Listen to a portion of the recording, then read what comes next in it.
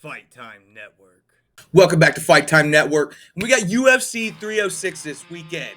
It's going to be a huge win at the Sphere in Vegas. We got Diego Lopes versus Brian Ortega.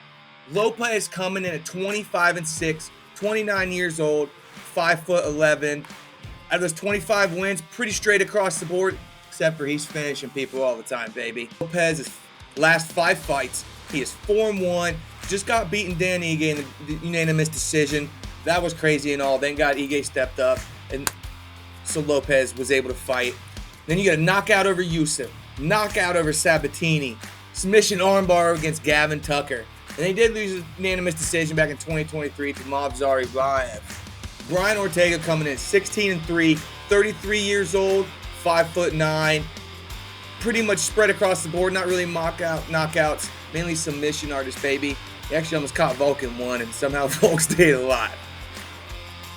Brian Ortega is 3-2 in his last 5 fights. He just got done choking out Yair Rodriguez, which right before that, there's a big 2-year gap because he ended up hurting his shoulder in that fight.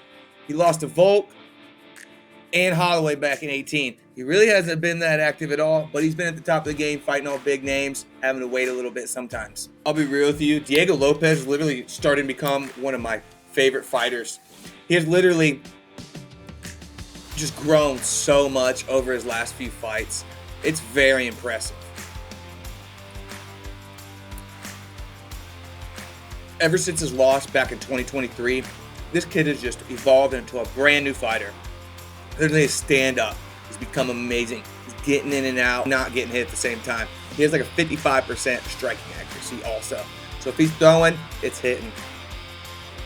The only way I see Ortega really winning this fight is catching him in a submission, either really early, which I don't think Diego Lopes is going to fall into that trap too early. He might be able to catch him like Yair Rodriguez is just tired.